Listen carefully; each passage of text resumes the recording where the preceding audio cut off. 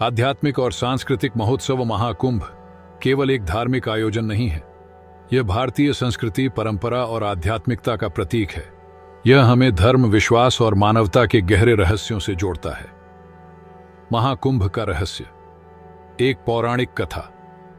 आज हम आपको महाकुंभ मेले का अद्भुत रहस्य बताएंगे और समझेंगे कि क्यों ऐसा माना जाता है कि महाकुंभ में स्नान करने से सभी पाप धुल जाते हैं। कुंभ संस्कृत का शब्द है जिसका अर्थ है कलश।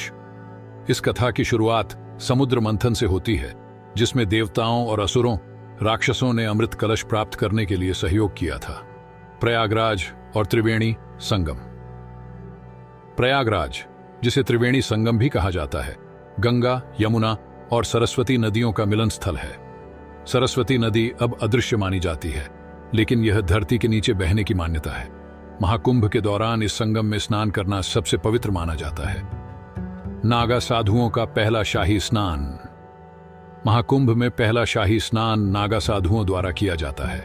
इसका कारण उनके प्रति सम्मान है।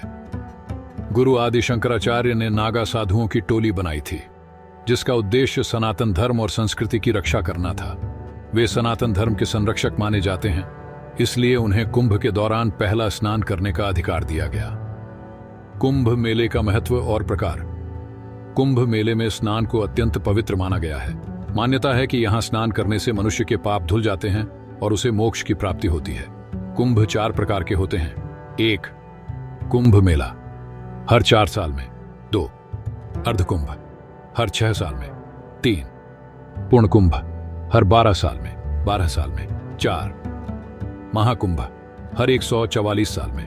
वैज्ञानिक दृष्टिकोण से पूर्ण कुंभ 12 साल में इसलिए होता है क्योंकि बृहस्पति ग्रह को सूर्य का एक चक्कर पूरा करने में 12 वर्ष लगते हैं। जब 12 पूर्ण कुंभ पूरे होते हैं, तब 144 साल के बाद महाकुंभ का आयोजन होता है। अमृत कलश और देवताओं का संघर्ष। समुद्र मंथन से अमृत कलश निकला, लेकिन इस पर अधिकार को लेकर देवताओं और राक्षसों के बीच संघर्ष छिड़ गया। राक्षसों ने देवताओं को पराजित कर अमृत कलश अपने अधिकार में ले लिया। देवताओं को भय था कि यदि राक्षस अमृत पान कर लेंगे तो वे अमर हो जाएंगे और संसार में विनाश फैलाएंगे। इस संकट से उबरने के लिए देवताओं ने भगवान विष्णु की शरण ली। भगवान विष्णु ने मोहिनी अवतार धारण किया, जो उनकी दिव्य स्त्री रूप था।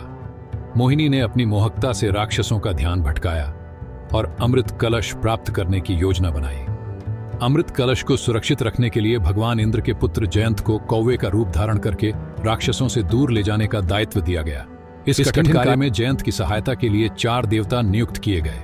चंद्रदेव, अमृत कलश की रक्षा करने के लिए। सूर्यदेव, कलश को टूटने से बचाने के लिए। बृहस्पति, राक्षसों को रोकने के लिए।